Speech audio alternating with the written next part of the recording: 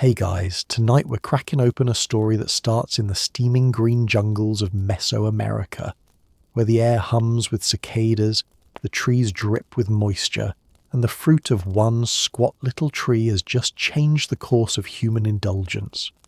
You're crouched low, moving quietly through dense foliage, brushing aside broad leaves slick with dew. You reach a clearing, and there it is. A tree barely taller than you, with glossy pods hanging like swollen footballs from its trunk. Inside, magic. Or at least something the ancients believed was gifted straight from the gods. And here's the wild part, you're not even allowed to snack on it yet, because this isn't a candy bar, not even close. This is cacao. It's bitter, sacred, and possibly cursed if you prepare it wrong. So before you get comfortable, take a moment to like the video and subscribe, but only if you genuinely enjoy what I do here. And hey, drop your location and the local time in the comments. I always love seeing where in the world you're listening from. Now, dim the lights, maybe turn on a fan for that soft background hum, and let's ease into tonight's journey together. You start as a wanderer among the Olmecs, one of Mesoamerica's earliest civilizations, thousands of years before chocolate as you know it even exists. These people, masters of stonework, culture and mystery, are probably the first to crack the cacao pod and taste destiny. Historians still argue whether the Olmecs were the very first to ferment and drink cacao, or if they just passed it along to the Maya, who then took it to new heights of sacred obsession. Either way, here's what's clear. You're watching a ritual unfold. A shaman chants over a steaming, earthy brew of ground cacao beans, maybe spiced with chili, maybe thickened with cornmeal. This isn't dessert, it's medicine, magic, and currency, all in one. You feel the sting of the bitter drink as it passes your lips. There's no sugar, no milk, just deep, roasted funk, a punch of heat, and the weird sense that you're waking up from a dream within a dream. The Mayans, by the time you visit them next, are full-on cacao fanatics. You see beans traded in bustling markets like coins. You see it painted on their pottery, offered to their gods, buried with their dead. You peek into a marriage ceremony, and there's chocolate, again symbolizing union, richness, life. If you're rich, you drink cacao daily. If you're poor, maybe you get it for the holidays, if at all. Even gods like Kukulkan and Chek are rumoured to demand cacao in exchange for rain and good harvests. Small price, right? You probably won't survive this part of history, to be honest, unless you develop a taste for extremely strong, gritty hot chocolate and avoid annoying the priest class. Here's your quirky fringe tidbit. Archaeologists found cacao residue not in cups or bowls, but in spouted teapots. That's right, the earliest chocolate fans were possibly the earliest baristas, crafting frothy brews by pouring from pot to pot to pot. Foam was everything. The higher the froth, the holier the drink. You'd probably spill half your drink before learning the sacred pour technique. You trudge on to the next scene. By now you're weaving through massive step pyramids and bustling Mayan cities like Tikal and Copan. In the shade of a stone colonnade, scribes are painting glyphs, hundreds of them, each line marking epic cacao tales. You lean in. There's a scribe detailing how cacao was born from the god's own bones and blood. Wait, what? Yup. According to one myth, after the gods created humans from maize, they also gave them cacao so their souls would thrive. Nourishment for body, spirit, and probably caffeine dependency. You see warriors preparing for battle, not with protein shakes, but with cacao drinks believed to offer strength and courage. You might laugh, but studies show cacao is full of theobromine, a cousin to caffeine that makes your heart race and your brain ping. You chug a cup and feel it too. Your vision sharpens, your limbs tingle. Could be placebo, or you're about to sprint through the jungle like a jaguar. And then there's the royalty. Mayan kings hold court with cacao cups inlaid with jade. You tiptoe into one of their temples, where cacao beans are literally counted like gold.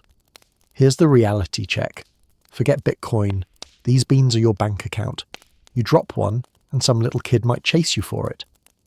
The Mayans were detail-oriented enough to record cacao on murals, but scholars still argue whether commoners had regular access to it, or if it was strictly reserved for elite rituals and sacred rites.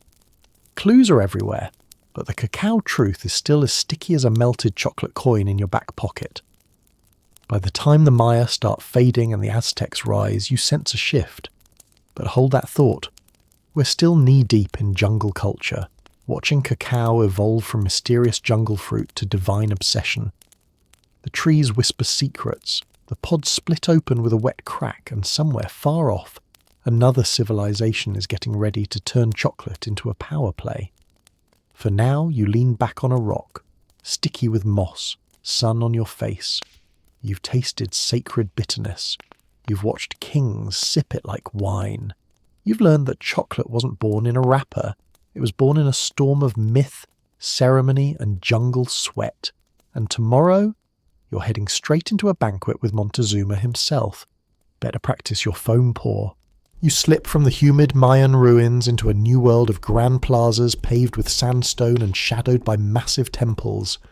This is Tenochtitlan, the beating heart of the Aztec Empire. You're jostled by a tide of feathered warriors, merchants hawking obsidian blades, and scribes scrawling glyphs on bark paper. Through the cacophony, one aroma cuts through everything else, a heady, bitter perfume of roasted cacao beans.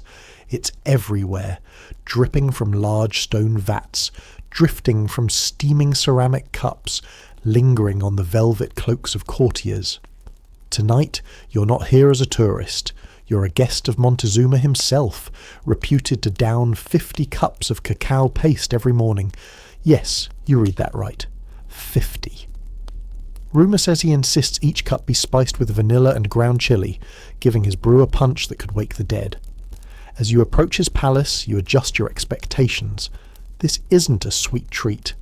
It's a ritual designed to oil empires, fuel conquests, and maybe keep the emperor hyper-alert enough to dodge assassination attempts. They happen more than you'd think.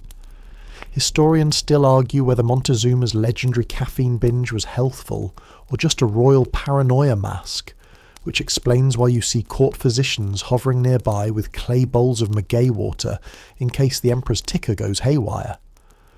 The Spanish would later swoon at the idea of a caffeinated king, but tonight you watch Montezuma sit cross-legged on a jade throne, sipping cacao through a reed straw and sizing up his advisors like a poker player with no bluffs. You're offered your first cup. You raise an eyebrow. The liquid clings to your lips, thick, almost paste-like, flecked with ground chili seeds and a hint of vanilla orchid. There's no sugar, only the rich bitterness of cacao, tempered by fire. You take a cautious sip and feel a jolt. Your teeth buzz, your tongue tingles, and a warmth seeps into your chest. Delicious, you lie, hoping to avoid being fed to an eagle as tribute. A guard smirks. For the Aztecs, cacao beans were currency, used to buy everything from turkeys to textiles. You watch merchants count them like poker chips. 8 beans buys a rabbit, a woman's spindle costs 100, and a slave can go for 600. Fringe scholars claim some transactions were even recorded on amate paper scrolls, tiny receipts for the world's earliest spot market. You tuck that away for later bragging rights. The banquet hall pulses with life. Drummers pound out rhythms that make your knees bounce. Dancers whirl, their feathered costumes brushing the stone floor. Between courses of grilled iguana and maize tamales, attendants glide by carrying long-handled ladles to refill cups of cacao foam. Yes, foam. The Aztecs prized a thick head of froth on their drink. They'd pour from jug to create it, an ancient barista technique. You try mimicking the pour, but end up sprinkling foam onto a nearby scribe's scroll. He scowls, although you suspect the ink bleach stain will vanish in time. You turn your eye to the Emperor's council table. Generals argue over border skirmishes, and oddly enough, over the perfect chili to chocolate ratio. One noble insists on 3 peppers per bean, another wants them toasted to a smoky black. You chime in with a modern quip.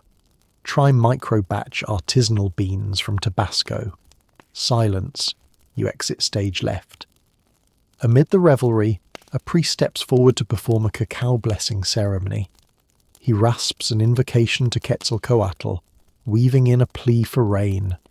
As he cracks open a fresh pod, the white pulp gleams like candle wax. You lean in. The pulp tastes tart, almost grapefruit-like, and sweeter than the roasted bean. Fringe lore claims the pulp was once fermented into a mildly alcoholic wine, one of the world's earliest meads. You ponder ordering a second cup. Between sips, you note how cacao binds society. Warriors swig it before battle to steel their nerves. Nobility parade it like jewellery. Merchants store it in secure rooms behind stone doors. Historians still argue whether commoners ever got more than a drop, or if they were strictly barred from the brew's invigorating embrace. You see street vendors offering watery decoctions for a few beans, but you suspect those are more rumour than reality. A light joke bubbles up. If only this emperor had discovered coffee instead, Mondays might have been easier. You catch yourself. No guffaws in Tenochtitlan. Instead, the drumbeat flares, and a lion-faced mask emerges, an Aztec jaguar dancer invoking the strength of the night predator. He bounds toward your table, and you realise you're the freshest face here. You stand, befuddled, and dash behind a marble column as he pounces, but only to deliver you another cup. Crisis averted. Toward the evening's peak, the emperor raises his reed straw and proclaims a toast in Nahuatl. You repeat the word cacahuatl, though you almost call it cacao latte by mistake. Everyone laughs politely, and you're relieved to find humour carries across languages. You're told the cacao itself is grown in the tropical lowlands, then floated down canals on dugout canoes, where it's roasted over wood fires. The crackle of the fire and the scent of burning husks linger in that banquet hall, mingling with hot bean steam. By the time the feast winds down, you've consumed nearly 1/2 kilo of ground cacao. By modern standards, an Olympic athlete's breakfast. You feel wired, jittery, maybe ready to storm enemy ramparts or negotiate peace treaties in rapid succession. Your vision bears the carnival swirl of firelight and foam. You wonder if future travellers will slap sugar into this concoction and call it hot chocolate. They'd never guess how savage the original recipe was. Sliding from the banquet hall, you're handed one final cup, thick, bitter, and unrelenting. You sip and let the flavour settle. The Aztecs believed cacao linked mortals to their gods, each bean a divine spark. As you walk away under a moonlit sky, you sense that chocolate's true conquest lies not in sweetness, but in that intoxicating bitterness, fueling empires and etching itself into human history. Tomorrow you'll hitch a ride on a Spanish galleon and discover just how radically chocolate will change once old world tastes get involved. But for now, you cradle your cup, savour the lingering spice, and feel the weight of thousands of beans, each one a small step toward chocolate's global domination. You slip through the portcullis of Madrid's dusty docks in the early 1600s, and the first thing that strikes you isn't the clang of steel or the buzz of merchants. It's the unexpected sweetness trailing on the breeze. You follow it into a narrow alley lit by lanterns, and there, behind heavy oak doors, you find the clandestine world of European chocolate. Imagine monks in rumpled habits simmering cacao beans with sugarcane from the New World, their monastery kitchens transformed into secret labs of alchemy. You press your ear to the door. Through the crack you hear the hiss of boiling water, the clink of ceramic cups, and a whispered promise. Welcome to the sweetest scandal in Christendom. Your host is a Jesuit friar who's perfected the recipe. A cup of dark, velvety liquid laced with cane sugar, a whisper of cinnamon husk, and a pinch of ground almonds. It soothes the stomach and lifts the spirit, he murmurs, offering you a porcelain cup warmed as carefully as a lover's hand.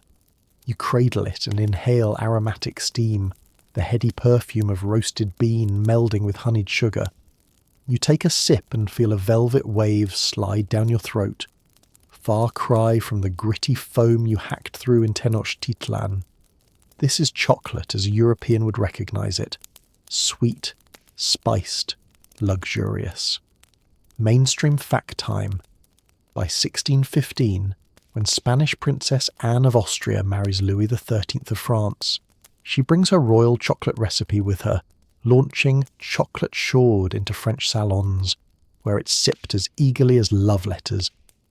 Historians still argue whether Anne's chocolate habit actually fueled the French court's notorious intrigues, or merely stained its silk gowns.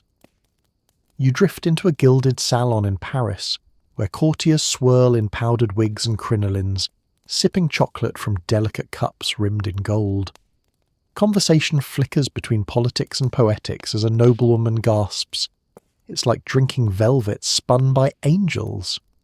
You suppress the urge to quip about the nearest angel spitting in your mouth, and instead murmur, "Indeed, but mind the cinnamon. It can bite back if you overdo it." 3 haughty men in lace cuffs argue over the perfect temperature for serving. One insists on 70 degrees Celsius, another on 80 degrees Celsius, and a third claims that any number above 60 degrees is heresy. You tuck that absurd debate away. After all, why should water have all the precision? Back in Spain, the Countess of Villafranca hosts clandestine chocolaterias in her manor's stone gallery. By candlelight, philosophers debate Descartes while sipping the drink, convinced it sharpens the mind. Fringe rumour suggests some scholars even use chocolate as a mixer in perfumed oils, so that when you anoint your temples you'd smell like a bakery. You wrinkle your nose at the idea, but when you catch a whiff of toasted musk mashup, you're oddly tempted to dab it behind your ears. Across the channel, England's elite have their own twist. You find yourself in a London coffee house masquerading as a chocolate house. No hulking coffee brims here, only dripping pots of sweet cacao. You observe traders scribbling on parchment with quill. Price of cacao per pound, shipment from Veracruz, spoilage due to damp hold. The ledger pages rattle as a merchant leans over.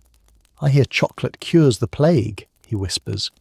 You arch an eyebrow, quaint but dubious. Historians still argue whether chocolate actually improved public health in 17th century London, or simply masked the stench of the Thames with sugar. You wander to the docks and see crates stamped Cacao being hoisted from galleons, each barrel a ticket to fortune or folly. In Seville, city councillors haggle over chocolate taxes, torn between royal revenue and public protests. Commoners claim the drink is a divine right, drawing sharp ink quills on pamphlets that read "Liberté pour le chocolat." You snort. Less revolutionary fervour, more sugar craving. In convents across Europe, nuns refine the brew further. You slip into a Flemish abbey, candle wax dripping onto stone floors, and watch sisters whip chocolate foam into peaks on top of cups, a callback to that sacred Mayan technique of jug-to-jug pouring you mastered back in Section 1. Only this time, they dust the foam with crushed candied orange zest. One nun offers you a taste. The citrus sparkle lifts the deep chocolate, and you swear you hear Gregorian chant in the background, even though the only sound is your own delighted "mmph." But it's not all whispered oohs and aristocratic giggles. Rumours swirl of scandalous effects. Fringe gossip claims chocolate is a potent aphrodisiac so powerful it has caused duels, weddings, and clandestine affairs among priests and nobles alike. You raise an eyebrow. Never underestimate European rumour mills, especially when sugar tugs at the heart.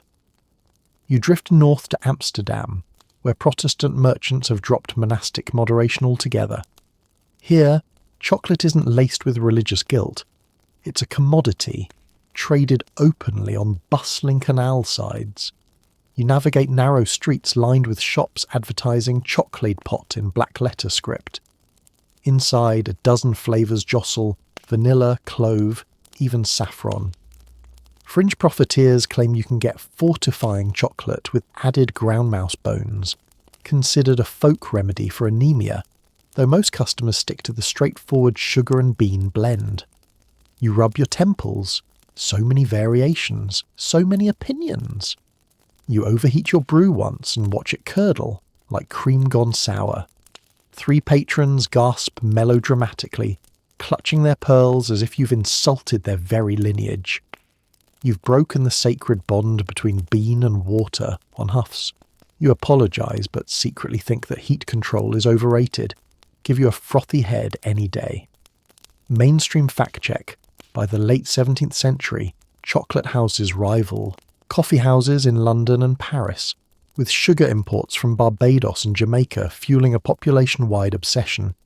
Yet historians still argue whether sugar made chocolate a truly democratic drink, or cemented it as an elitist indulgence only the wealthy could afford. You pause in a candlelit corridor reflecting on how cacao's journey has twisted from sacred ritual to opulent pleasure. No longer just a divine bitter brew, it's become a fashion statement, a medical tonic, and a political flashpoint. Spice merchants in Venice debate its pairing with exotic pepper. Irish doctors prescribe it for melancholy. Turkish dignitaries dip their dates in molten chocolate as a sign of hospitality. You lift your cup one final time, the warm liquid licking your lips like a curious cat. You taste sugar, but you taste something more, a hint of revolution, an undercurrent of defiance against plain old tea and coffee. You realise that chocolate's conquest of Europe isn't just about sweetening a drink, it's about reshaping culture, upsetting norms and stirring the human spirit in unexpected ways. Tomorrow, you'll witness the first mechanised chocolate mill in Amsterdam, where machines will grind beans faster than any monk's mortar. But for now, you lean back against a velvet chaise, let the sugar rush unfurl and savour the moment when chocolate transformed from Aztec ritual to European obsession, one spoonful at a time. You trudge up narrow cobblestone lanes into the mist-shrouded foothills of the Swiss Alps, the air tinged with pine and distant cowbells. A low ribbon of steam curls from the chimney of a small factory carved into the rock face. This is where chocolate shifts from gritty paste to the smooth, milky marvel you know today. But before you slip inside, let's rewind a bit. You've seen cacao worshipped by priests, sipped by emperors, weaponized as currency, scandalized in London parlours, and industrialized by soot-smudged children. Now, you're about to witness its most decadent makeover yet, courtesy of Swiss inventors and their unlikely Quaker cousins across the Channel. Your first stop is a modest storefront in Bristol, home to the Quaker Fry family, who treat chocolate not as a vice but as a vehicle for social good. You enter to find a hush deeper than any London coffeehouse, save for the soft tap-tap of cocoa nibs being ground. Here, Quaker values of simplicity and fairness meld with chocolate crafting. Workers share profits, and beans are sourced, at least in spirit, from reputable growers. You're handed a square of dark chocolate enriched with just the right hint of cane sugar. You bite, and the snap is a crisp punctuation in your mouth. It's refined, but not yet the creamy bliss you crave. Historians still argue whether Joseph Fry's 1847 creation of the first solid chocolate bar, or his use of a hydraulic press to extract cocoa butter, was the true breakthrough. But either way, you tip your hat to that English farm boy turned chocolatier. Fringe rumour insists that early Quaker chocolatiers once enlisted Gregory Peck, not the actor, but an equally stern elder, to taste test batches in secret midnight ceremonies, ensuring no adulterants crept into their bars. You imagine Peck, candle in hand, solemnly nodding at each square like a chocolate sommelier monk. You wave farewell to Bristol's mist and board a rattling stagecoach bound for Vevey, Switzerland. As you rattle along hairpin turns, you sketch a mental callback to that chaotic Manchester mill. Only here, steam engines hum quietly, and workers' aprons are spotless. You remember the clang of trampling bars and children's soot-streaked faces, and you're grateful for the cleanliness. A stray cow crosses your path. You joke, might as well ask her for milk, but the driver only grunts. In Vevey, you find Daniel Peter, a genial tinkerer with eyes that seem to glow like polished cocoa beans. He's wrestling with a recipe that marries chocolate liquor and fresh alpine milk. The trick, he confides, voice hushed against the mountain breeze, is in reducing water content without curdling the blend. You peer into his cauldron and see steam dancing off a caramel-coloured slurry. You dip a probing spoonful to your lips. It's richer than velvet, yet light and airy, like sipping a chocolate-infused cloud. You grin, recalling that Spanish emperor's furious, foam-pouring lessons. This is foam perfected. Mainstream fact time. In 1875, Daniel Peter's milk chocolate went on sale, revolutionising the market by offering a sweeter, creamier bar that appealed to more than just the elite few. Historians still argue whether Peter's milk formula or Rodolphe Lindt's conching process, which smoothed chocolate into silken perfection in 1879, had the greater impact on popular taste, but the two innovations together spelled chocolate's global domination. You follow Peter's dusty footprints up the hill to Lindt's workshop, where machinery hums like a gentle lullaby. In a vaulted room, a massive conch turns and turns, polishing chocolate granules for hours on end until they lose any trace of grit. You lean in and breathe the aroma of cocoa butter and soft caramel. Lindt, hands clasped behind his back, explains that conching not only smooths texture, but also releases complex aromatic compounds, what he calls the soul of chocolate. You taste a sample straight from the conchi. It glides over your tongue in serene waves, as if every grain has been lovingly massaged. A fringe tidbit flits across your mind. Rumour holds that Lindt once experimented with adding ground almond shells to impart a woodsy undertone, before connoisseurs revolted. You chuckle, picturing a hipster chocolatier today labelling it forest floor infusion. Between sips, you observe how Swiss workshops blend precision engineering with pastoral charm. Workers, many hailing from nearby dairy farms, rotate between udders and conchis, swapping milk pails for copper ladles. You silently recall that factory in Manchester where toil and grime were inseparable. Here, the only thing stained is your apron, courtesy of an enthusiastic spread test. You joke to your guide, "If only we could patent this alpine ambience," and she laughs, adjusting her starched cap. Walking through showroom windows, you see bars wrapped in simple paper, stamped with gold lettering, Chocolate Peter and Linton Springley. The designs are modest. True Quaker simplicity meets Swiss precision. Yet beneath that austerity lies a bar so creamy and nuanced, it practically whispers promises of bliss. You pause at a viewing balcony overlooking Lake Geneva, the water shimmering like molten chocolate under a low sun.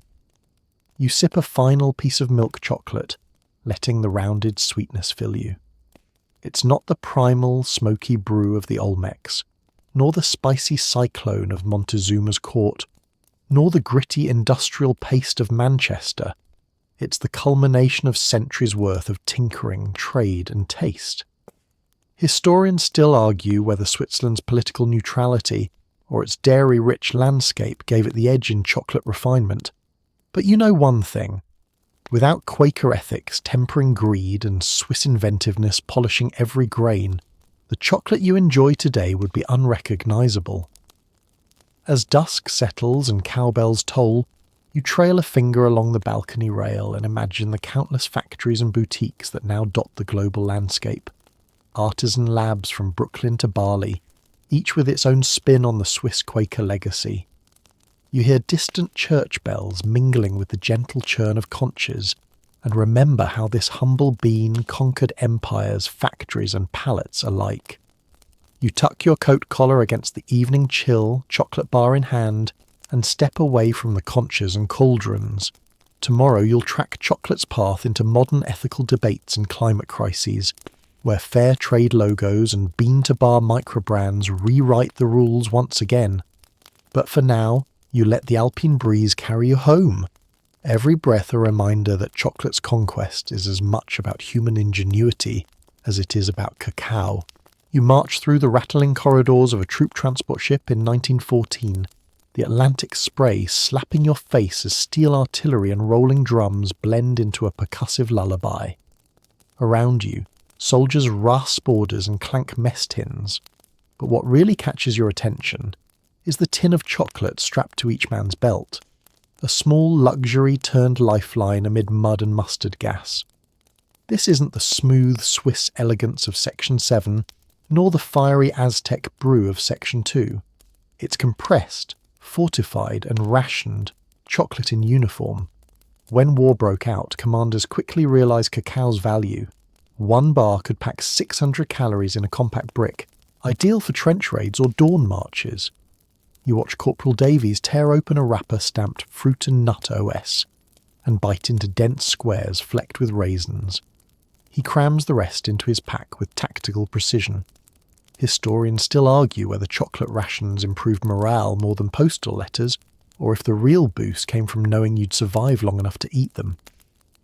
Behind the front lines, you wander a makeshift canteen where nurses ladle hot chocolate from rusted kettles. The soldiers gulp it down, steam hissing in the chill dawn. You tip in a spoon of powdered milk, remembering Daniel Peters' Alpine experiment, and the drink softens from gritty brick to soothing tonic. Fringe tidbit. Rumour has it some nurses added a dash of local jam to disguise rancid ration bars, inventing an early form of flavoured hot cocoa. You suppress a shudder, but you'd try anything to sweeten the mud-soaked mornings. Yet this chocolate cavalry came at a cost. In West Africa, colonial powers consolidated cocoa plantations to feed Europe's hunger. You stand in a sun-scorched clearing outside a small village in Ghana, 1923. Workers, often children or indentured labourers, lean over rows of cocoa pods, slicing them open with machetes. Your guide, a weary colonial overseer, notes that production doubled during the war years. You feel the heat, the sweat dripping off your brow, and the guilt of knowing these beans will be stamped into ration tins for soldiers you'll never meet. Historians still argue whether colonial cocoa labour was a necessary evil for victory or a brutal exploitation that haunts global trade to this day. You trudge onward to the Belgian Congo in the 1940s, where another push for cocoa escalated under forced quotas. In a makeshift depot, you see piles of beans sorted by size and colour. Children with swollen bellies smile up at you, tattered uniforms flapping in the breeze. Fringe law claims that local elders believed cacao was a spirit gift, and harvesting under duress invited curses. You watch a grandmother spit on her machete before chopping, and wonder if her ancestors still argue whether blood debt can be repaid with sugar. Back on the front, you observe General Pershing's staff inspecting crates labelled Swiss milk chocolate, non-perishable. They're debating whether to introduce chocolate bars to the American troops in France. One aide claims the bars will cut scurvy rates, another warns they'll melt in summer. You joke, just ship them with a portable fridge, and the sergeant snorts. No one's invented one yet. Yet later, in 1918, Pershing's troops famously received D-bars, the D standing for delicious, or so the rumour goes, altering the American palate forever. In the interwar period, you wander Paris and see former soldiers sipping chocolate at cafes, comparing bars like wine, dark, milk, nut-studded, or honey-infused. You slip a ribbon-wrapped parcel into your pocket for later. Historians still argue whether the post-war chocolate boom fueled the Roaring Twenties, or if Prohibition's thirst for new thrills made chocolate bars the era's illicit delight. World War II brings a new twist. You lean over a crate in a London air raid shelter, opening a bar stamped WR5, one of the government's emergency issue rations.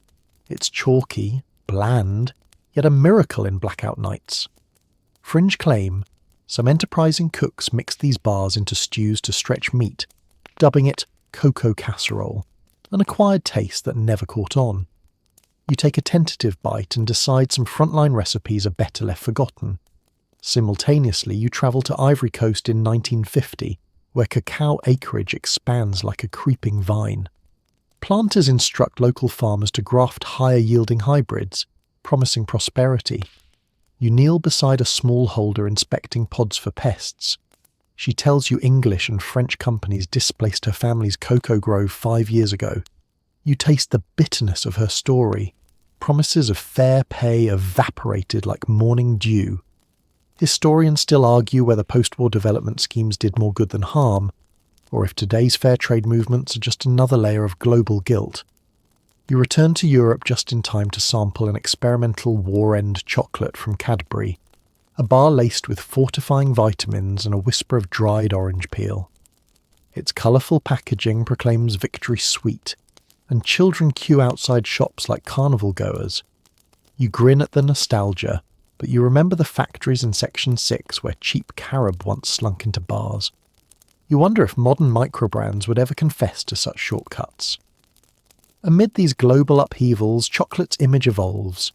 Propaganda posters show soldiers raising chocolate cups as a symbol of Allied unity. In Rome, newsboys hawk Allied cocoa for freedom pamphlets. Fringe rumour claims Axis spies tried to poison British supplies, mixing strychnine into ration bars, but records remain inconclusive. You ponder whether the greatest weapon was sugar or the will to fight for a taste of home. Your final stop is a modern fair trade cooperative in Ghana, 2025. You walk among solar dryers and hand mortars, where farmers press cacao with pride. They show you bars stamped 100% ethical, wrapped in vibrant kente cloth patterns. You bite in and taste deep fruit notes, a world away from military rations. Yet you also taste centuries of conflict, of forced labour and ration tins. Historians still argue whether fair trade certifications truly empower growers or simply offer Western consumers a clean conscience. As you gaze across the cooperative's fields, the sun sets in molten gold. You recall the old factories, the imperial dining halls, the trenches where chocolate was equal parts comfort and calculus. You realise that every square you've tasted carries echoes of war, frontline rations, colonial hunger, profiteering machines and ethical reckonings. Chocolate's conquest of the world was never just about sweetness. It was about power, sacrifice, and the messy human price behind every bite. You tuck your final bar into your pocket and walk toward a quiet hut where children roast nibs over charcoal, sharing stories under flickering lanterns. You kneel and scoop a handful of raw beans, the pulp still sweet beneath the bitterness, and offer some to the nearest child. He regards you with cautious wonder, then pops one in his mouth and grins, proof that cacao's magic persists, even after wars and empires. You stand, brushing dust from your coat, heart heavy yet hopeful. Tomorrow, you'll venture into Section 9's modern cacao crisis, greenwashing, climate threats, and corporate scandals that shape the next chapter. But for now, you let the wind carry the scent of roasting beans and distant artillery echoes, knowing that chocolate's story is inseparable from humanity's triumphs and tragedies alike. You step into a sleek glass-panelled cafe in Amsterdam. Yes, the same city that once ground beans by hand in hushed alleys. Only now the aroma is less nostalgic spice, and more a heady mix of fair trade ethics and Instagram filters. You're here to witness chocolate's latest makeover, the Crisis Cafe, where every bar comes draped in stories of child labour scandals, climate threat warnings, and corporate greenwashing disclaimers. The barista slides a bean-to-bar square across the counter. It's wrapped in recycled paper printed with a QR code promising full transparency. You scan it, half expecting a crystal ball, but get a timeline, farm to ferment to factory. It's chocolate's new origin story, one of scrutiny and soul-searching. You unwrap the bar and note its texture. Uneven, almost artisanal, flecked with what looks like sea salt. You bite in. There's a bright hit of citrus, a lingering roast note, and a whisper of smoke. Delicious, but also unsettling, because every nuance carries a hidden weight. The coffee house's digital menu flashes a statistic. More than 2 million children still work on cocoa farms in West Africa. You swallow, feeling the sweetness cut by a bitter aftertaste of guilt. Historians still argue whether these numbers truly capture the scope of child labour, or if they're inflated by advocacy groups seeking headlines. You wander past a display of ecopods, single-serve cups made from biodegradable husks. A friendly activist leans forward. "All proceeds fund reforestation," she says, voice earnest as foam. "For every tree you plant, the canopy cools by 2 degrees Celsius. You frown. That sounds precise, almost too neat. Fringe researchers claim some reforestation projects plant monoculture trees that actually disrupt local ecosystems. You tuck the thought away, wondering if goodness can be so formulaic. Your seat overlooks a wall plastered with protest flyers. Dump the beans, not the farmers. Chocolate without chains. Barons of bitter truth. A heated debate unfolds between 2 scholars live streaming from adjacent tables. One insists that corporate sustainability pledges have halved deforestation rates in Ghana since 2015. The other counters that leaked memos reveal executives quietly lobbying to weaken environmental regulations. You lean in. "Maybe coffee scandal will make chocolate look saintly," you whisper, and a passerby chuckles, slipping off a recycled wooden bench. Mainstream fact time. In 2021, the 3 largest chocolate companies pledged to achieve deforestation-free supply chains by 2025. But recent audits show only 20% compliance, an ignoble pace given the stakes. Historians still argue whether voluntary industry commitments can ever match the force of enforceable laws, or if they're just PR pulses designed to slow regulatory momentum. You order a second tasting, a volcanic ash-aged dark bar from the Dominican Republic. As you nibble, the barista recounts how rising temperatures have pushed cacao cultivation up mountain slopes, where heavy rains now wash away precious topsoil. Fringe voices claim geoengineering could reverse these effects, cloud seeding over plantations to simulate mist, but nobody's tried it on a cacao farm. You picture a downpour of whipped cream instead of rain, and shiver. Mid-cup you spot a local farmer seated quietly near the back, framed by a selfie stick shadow. You approach. He's from a cooperative in Ivory Coast that switched to premium organic certification last year. He taps his phone. "We earn 30% more per kilo now." His bar is glossy, priced twice the market average. But only because Western customers pay, he admits. If demand falters, we're back to square one. You nod, tasting the interplay of empowerment and precarity, bitter and sweet in equal measure. Fringe tidbit. Rumour has it that some micro-brands are experimenting with blockchain so that every bean's journey is recorded on a public ledger. That way, if a bar wrapper ever goes missing, you can still trace it to Farmer Aisha's plot in Ghana. You'd call it detective work, but the barista insists it's modern accountability. You turn to the cafe's ethical exchange board, where customers pin Polaroids of deforested land versus restored groves. One photo shows a charred hillside, another, the same hill blanketed in young cacao trees. You stare at the captions. Loss, 2012. Gain, 2023. And feel the rhythm of time pressing on you. Historians still argue whether restoration can truly heal landscapes scarred by colonial plantations, or if it merely masks deeper socio-economic wounds. A soft chime signals the cafe's evening symposium, Cocoa Futures Beyond 2050. You drift to the front, settling among an audience of environmentalists, economists and bean-obsessed bloggers. The moderator poses a question. In an era of climate chaos, can cocoa survive without radical change? A panelist describes new disease-resistant hybrids that promise yields 50% higher by 2040, provided smallholders can afford biotech licenses. Another warns that patenting seeds echoes the dark days of colonial crop monopolies. You scribble in your notebook, progress versus property, science versus sovereignty. Mainstream fact check. Climate models predict West African growing seasons could shrink by up to 25% by mid-century, threatening nearly half of global supply. Historians still argue whether such projections sufficiently account for human adaptability, or if they'd better serve as rallying cries for urgent action. As the night wanes, a young chocolatier sets up for a live bean rolling demonstration. He places a single origin nib on a rotating platform and uses a micro drill to extract its volatile oils.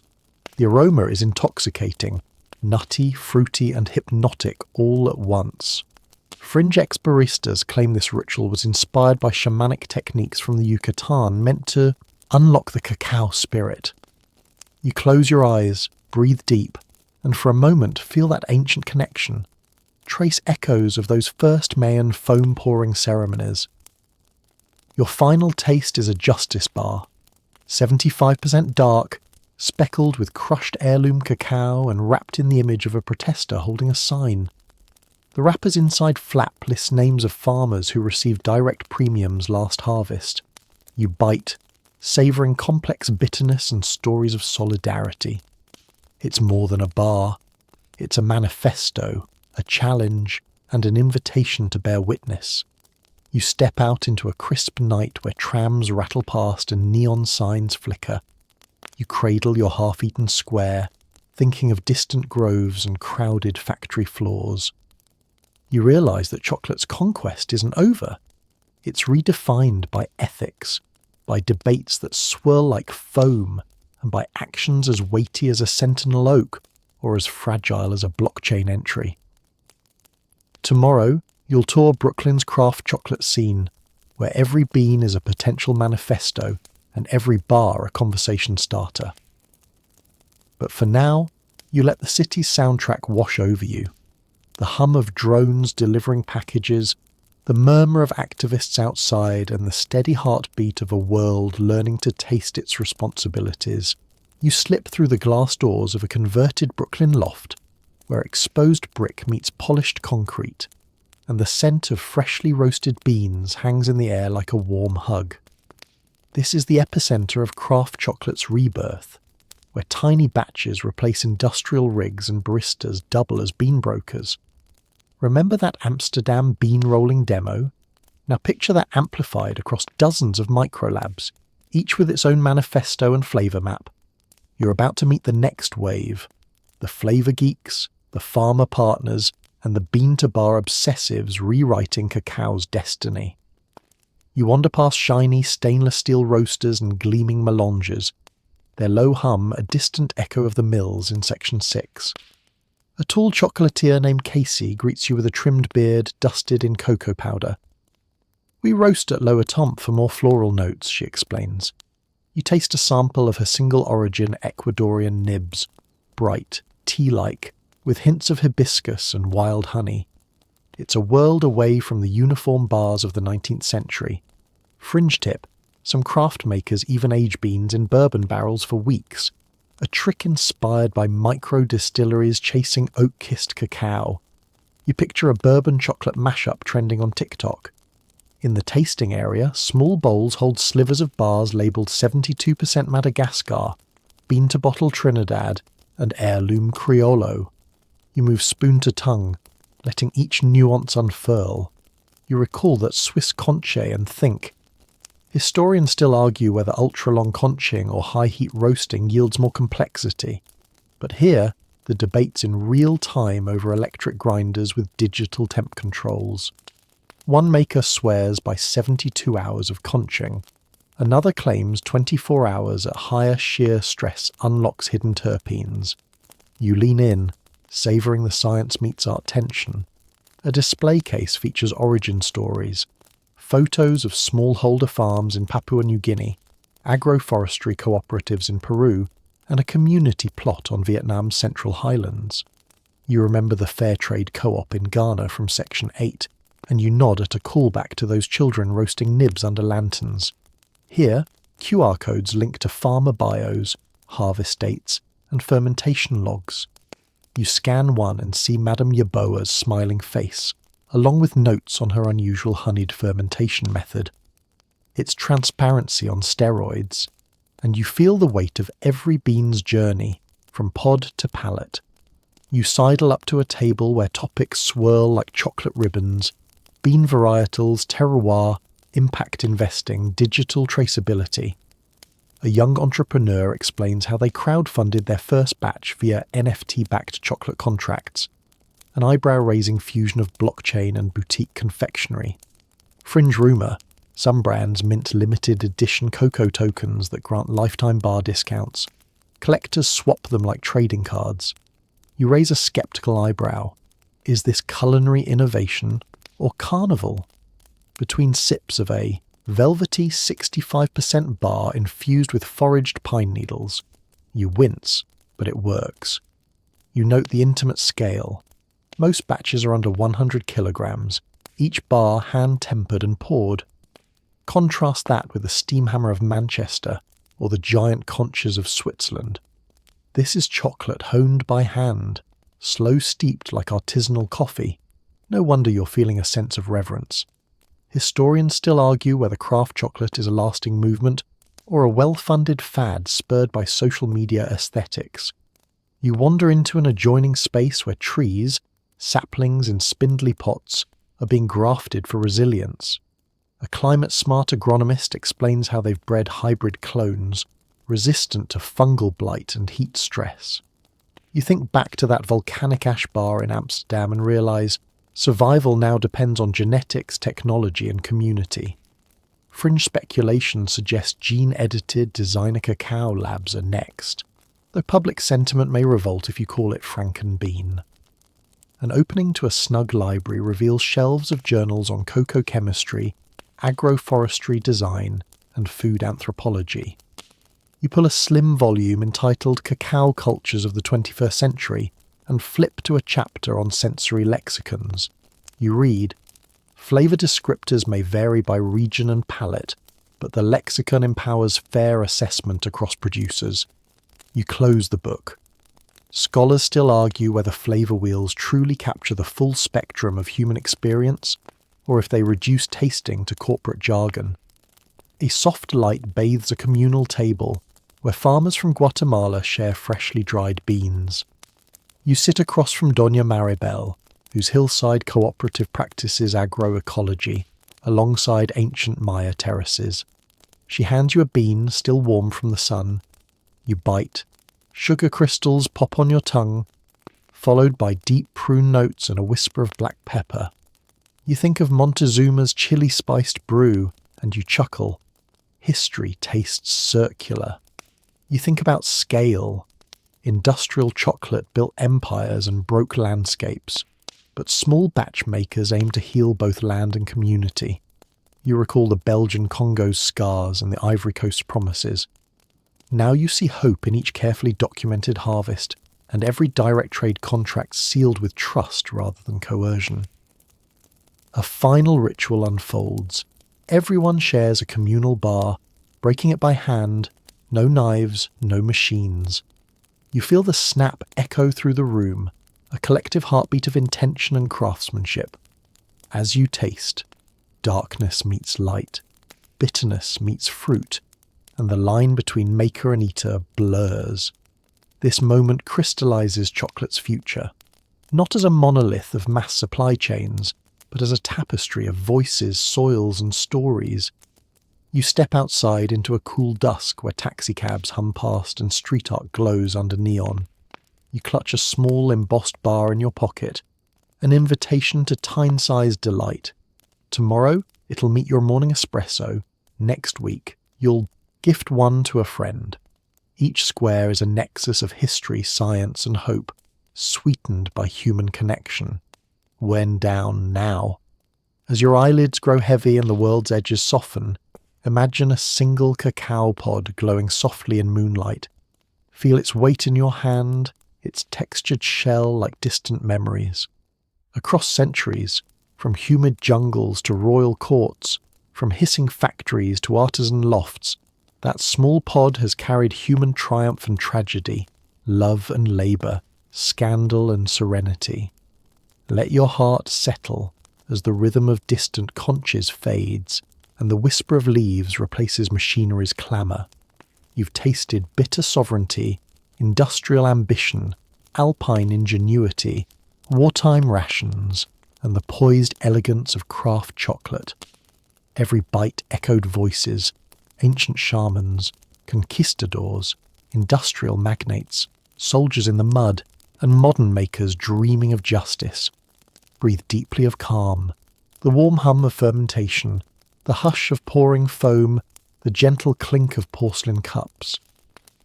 Let thoughts drift to chocolate's next chapter. Climate-tough trees rising in shaded plots, cooperatives blooming under fair trade stars, flavour wheels expanding to capture every nuanced note. Each breath is a quiet promise that sweetness can heal sorrow and forge solidarity. As you nestle into your pillow, imagine the last taste lingering on your tongue, a balance of dark depth and bright uplift, a reminder that even in darkness a spark of richness endures. May your dreams swirl with cacao's warm aroma, and may your rest be as smooth and restorative as the finest milk chocolate caress. End of script. Sweet dreams. You step off the polished wood deck of a Spanish galleon and onto a sun-baked shore where everything feels both new and unsettling. Waves lap at your boots, and gulls wheel overhead, screeching like disgruntled courtiers. This is the Gulf Coast of Veracruz, spring of 1519, and you're trailing Hernan Cortés, that ambitious conquistador with more swagger than sense. Behind you, hidden in barrels and crates, are sacks of those bitter little beans you've come to know so well. Cacao pods smuggled beneath hides of goat and sheep. Because on this continent nobody suspects the gold that's really inside. Historians still argue whether Columbus himself ever tasted true cacao. He shipped chocolate back in 1502 after stumbling upon Costa Rica, but the Spaniards thought it smelled like goat dung and left the barrels unopened in Seville's harbour. You nearly choke on laughter. Imagine if someone had told Queen Isabella that chocolate was goat poop in a fancy outfit. Fringe rumour insists a superstitious dock worker even buried the pods in his yard, convinced they were cursed. You weave through a garlanded entrance as Cortés strides toward the nearby Aztec city of Tenochtitlan. Every step you take kicks up dust and broken seashells. You carry one of Cortés's whispered secrets.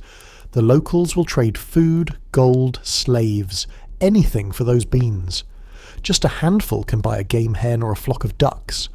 Rarely does human nature change so fast.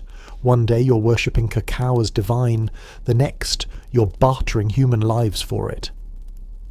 One of Cortés's lieutenants, with a quill behind his ear, furiously scribbles notes in a leather-bound journal. You lean in and read a line. Item: beans of cacao, traded for beads, cloth and timbers. It's the first Spanish receipt of a chocolate transaction, a proto-trade agreement that will spiral into empire. On deck, sailors gamble with cacao beans, tossing them like dice, betting on who'll spot land first. You join in and lose 2 handholds in a single throw. Better luck next time, someone jests. You mutter, I should have bet my sword, but no one hears, because the wind's testing the rigging again. No sugar has touched these beans yet. They're still earthy and dry, naturally bitterness turned haughty by long voyages and dank holds. You chance a nibble of the raw, purple-tinted nibs and gag at the acrid tang. But you know what comes next. In their palace kitchens, Spanish cooks will adapt the recipe, adding cane sugar, cinnamon, even ambergris if they can afford it. Suddenly the bitter bark of the New World will be dressed up like a courtly lady, all frills and finery. You ride into Tenochtitlan, an island city built on a lake, more dazzling than Venice if Venice had stepped into the future. The locals gape as your horses snort and paw at temple plazas. You're quick to dismount because riders were rare sights here. You carry makeshift scales and pouches of beans, preparing to negotiate with Emperor Moctezuma's envoys. He meets you on a causeway shaded by jade-green banners. You kneel, offer beans in a ceremonial dish, and watch their faces shift from curiosity to pique to jaws dropping delight. They fill their pockets with bean after bean, eyes glittering like traders on an open market day. They offer gold trinkets in return, thin sheets of beaten gold, sun discs, feathered pectorals. You resist the urge to pocket it all, reminding yourself that Cortés warned you to collect minimum bribes, maximum stories. Mainstream fact check, it's 1519, and the Aztec Empire controls a population larger than most European kingdoms, up to 6 million souls sprawled across central Mexico. Cacao is already entrenched as a political tool, used to secure allegiances and finance military campaigns. You slip away from the bargain scene toward a bustling dock, where canoes wait to ferry you back. Merchants are packing fresh oranges and lemons, another fringe perk of this land that no European has ever seen. Some say citrus wards off scurvy, others whisper that it's witchcraft. Historians still argue whether citrus fruits or salted meats did more to extend sailors' lives. Back on the ship, you ponder how fast chocolate has gone from divine drink to diplomatic coin. You imagine rows of Spanish nobles fumbling with unwieldy clay cups, spilling bitter broth onto their silk doublets. Already, in Seville's taverns, word is spreading of a dark, invigorating drink for the elite. Courtiers will clamour for invitations to chocolate salons, early coffee houses with a twist. You suppress a grin at the thought of a duke wearing a chocolate-stained moustache. The voyage home takes months. You pass the Canary Islands, where cohorts of Spanish monks taste the brew and deem it an aphrodisiac, an assessment destined to ruffle the church's collar. Officially, cacao is still considered exotic spice, like pepper or saffron. But underground, whispers grow. Chocolate makes men daring, and women passionate. Jokes abound on deck. If chocolate gives me courage, perhaps I'll storm the heavens next. No one presses you for details since confession booths haven't expanded to cover this new temptation. When you finally disembark at Seville's docks, the sun hangs low over the Guadalquivir River. Dock workers swarm with crates stamped CACAO in sprawling calligraphy. The Spanish crown inspects the cargo, concerned about foreign vices. Yet the beans pass through without incident. Between bribes and bureaucratic indifference, chocolate's entry into Europe is complete. You're guided to a shadowy back room in a merchant's house, lit by tallow candles, where you're paid in gold doubloons. Cortés's profit margin is already outpacing his rewards from conquered cities. You cradle one final pouch of beans. You've seen how chocolate can topple gods and kings, barter empires, and seduce entire courts. Now it's marching into Europe, ready for its grand reinvention. A final quirky tidbit before you step into that candlelit chamber. In 1528, Spanish chronicler Bernal Diaz del Castillo notes that Aztecs sometimes used cacao paste to seal pottery cracks, a sort of ancient epoxy. You wonder if modern chocolatiers know about this fixative hack. As you hand over your beans, you feel the weight of what you're unleashing. In centuries to come, chocolate will flow in rivers of white ganache and molten dark, draped in gold foil and emblazoned with logos you can't even imagine. But right here, in this dim room, it's still just bitter seed, a lump of history waiting to be sweetened. You step into the night, lantern in hand, and the door closes behind you. Tomorrow the Spanish court will buzz with curiosity, and you'll be the one stirring the cup. You slip through a pollen-dusted courtyard in the dead of night, gas lamp glow flickering off cobblestones slick with October mist. Ahead, a discreet sign reads simply, "The Cocoa Parlour," its brass letters almost invisible unless you know where to look. You press a gloved finger to the door's carved lion's head knocker.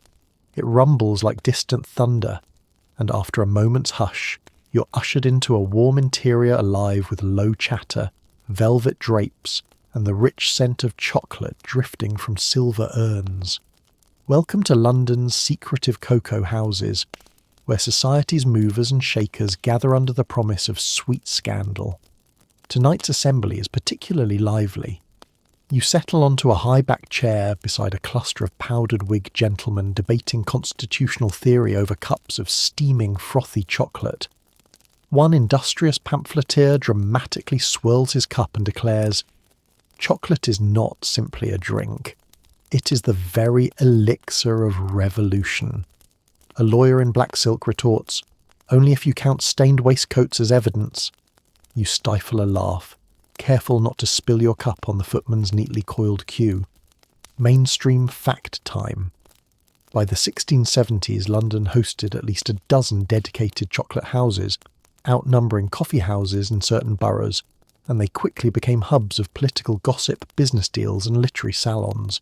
Historians still argue whether these parlours accelerated the spread of radical ideas during the Restoration period, or merely offered a genteel alternative to tavern brawls. You order a second cup, and the attendant obliges with a flourish, carefully spooning a dollop of whipped cream atop the dark brew. The texture is sumptuous, the aroma intoxicating. No wonder Samuel Pepys once called chocolate the food of kings and ladies alike. You lean toward a bespectacled poet reciting lines from an unpublished epic and offer, "Have you ever tried it spiced with black pepper? Quite the kick."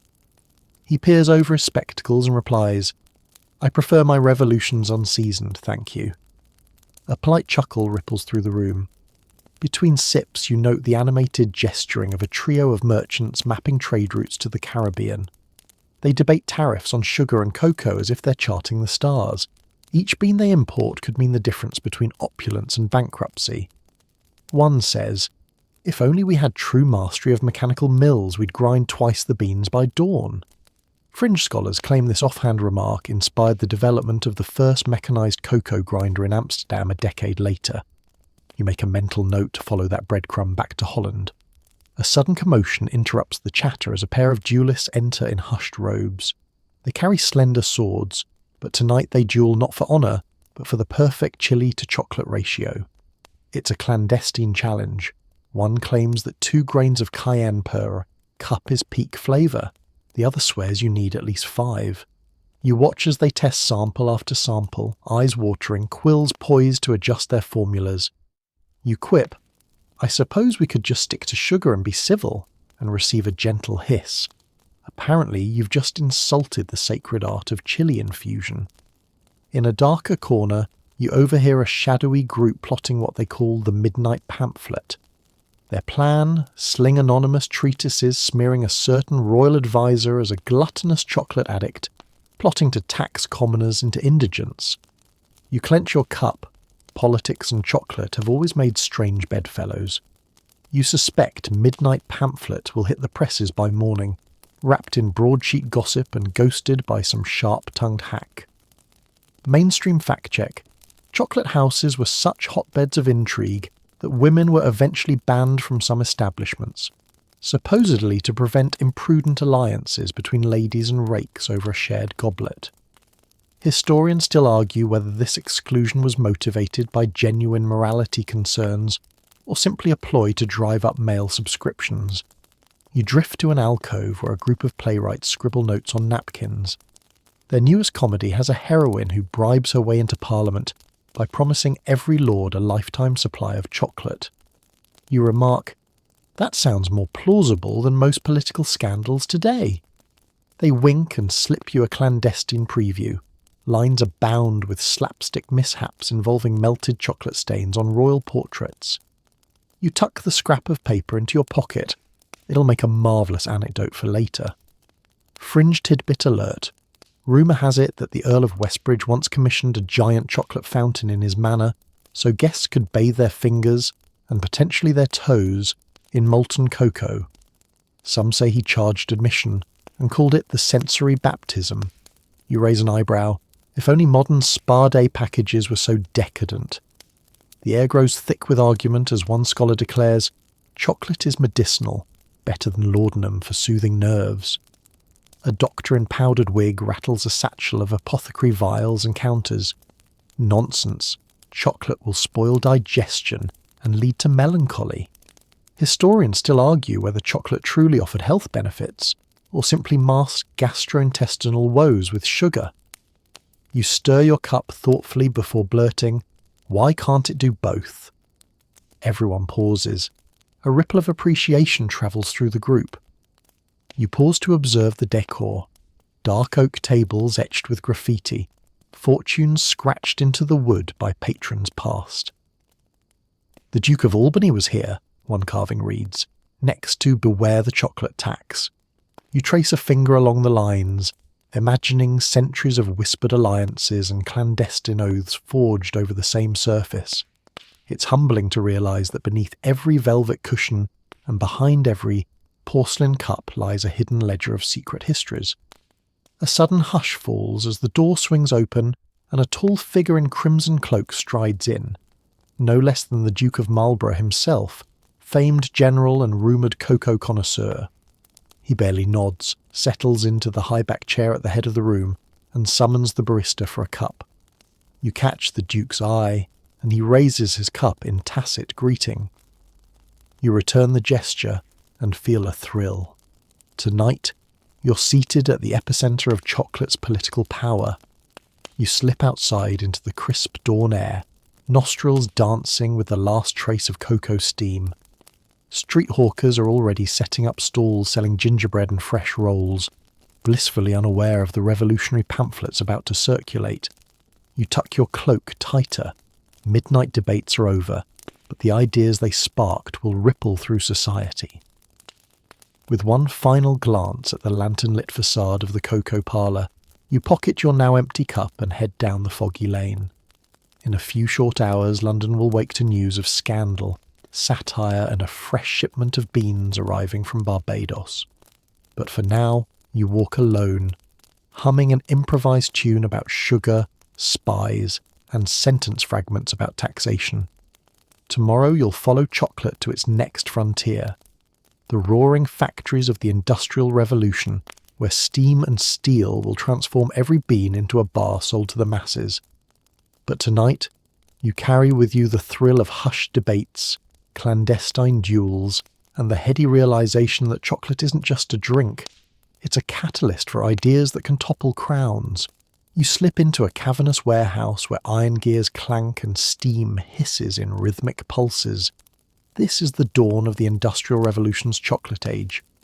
The air smells of molten sugar and smouldering husks, punctuated by the sharp tang of hot metal.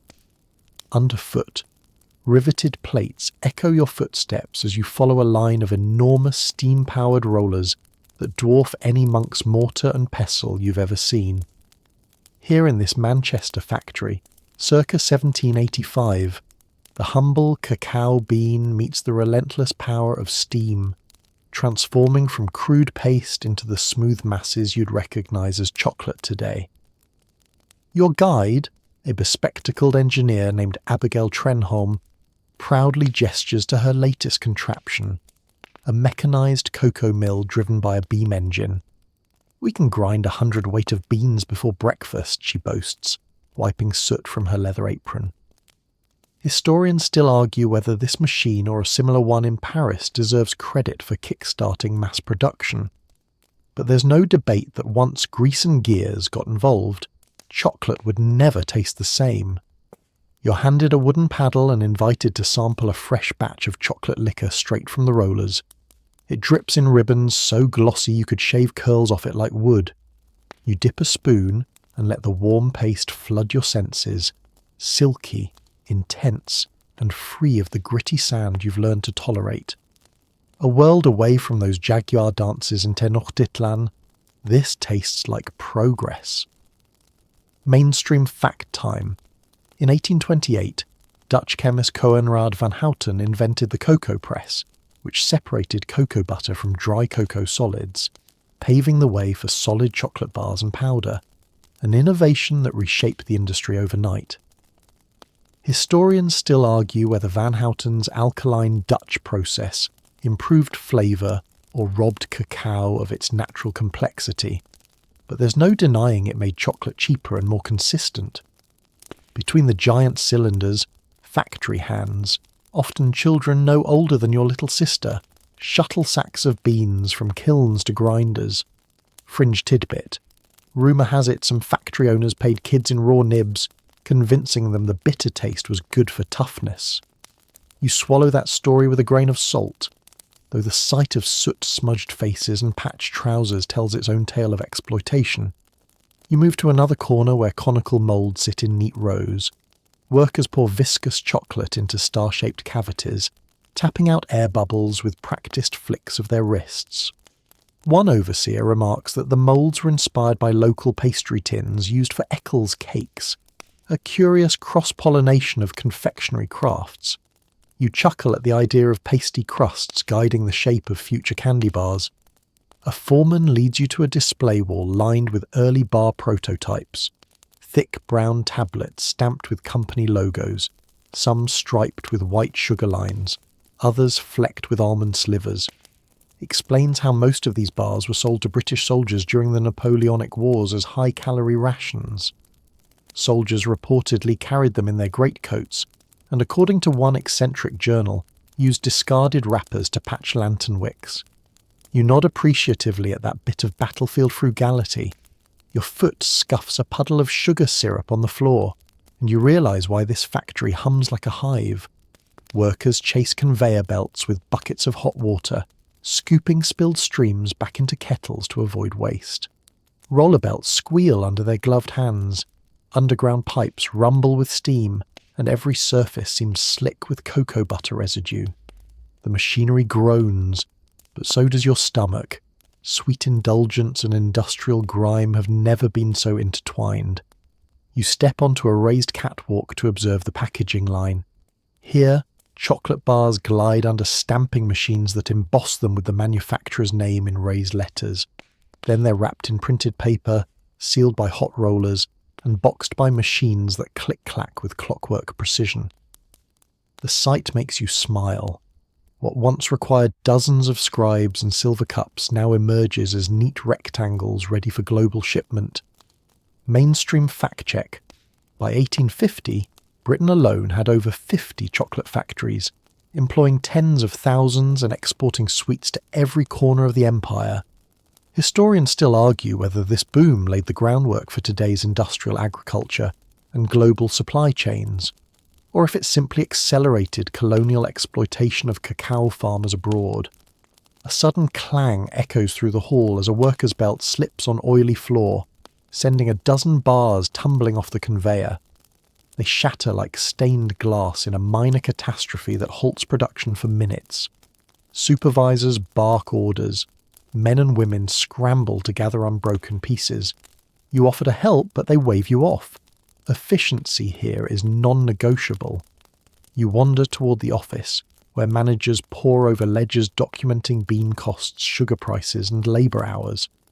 One accountant flicks through pages and mutters about rising tariffs on West African cacao. Fringe rumour says some companies tried to dodge taxes by blending cheaper carob into their bars, a scandalous practice that prompted taste tests by elite connoisseurs. You wonder if today's white chocolate owes some debt to these early cut corners. Outside, carts trundle past with crates bound for London docks, Liverpool warehouses, and even Bombay tea rooms. The global reach stuns you. Chocolate is no longer a local luxury. It's a symbol of industrial might and empire. You imagine tea garden workers in India stirring ends of their brew with long spoons dipped in cocoa powder, surprised by the New World twist on their daily rituals. You lean against a brick wall, watching smoke plume from a tall chimney, and feel the thrum of machines echoing in your chest. You reflect on how the marriage of steam power and sugar turned chocolate into a mass-market marvel, yet also enshrined a system where profits soared while plantation labourers' lives remained precarious. Historians still argue whether the Industrial Revolution's true legacy in chocolate is one of progress or of ethical compromise. A light joke crosses your mind. Steampunk meets sweet tooth, but the factory's roar leaves no room for levity. Instead, you tip a small earthenware cup of leftover chocolate to your lips. It's warm, sweet, and bittersweet all at once. Rich with innovation, yet tinged by the grime and toil that made it possible. You step back into the fading dusk, ears ringing with pistons and steam whistles. Tomorrow you'll follow the Mercury Trail to Switzerland and meet the next wave of chocolate pioneers, those Quaker families and alpine inventors who will refine milk chocolate into its silky, addictive form. But for now, you carry with you the scent of burning coal, melting sugar, and the indefatigable hum of industry, forever bound to the destiny of chocolate's conquest of the world.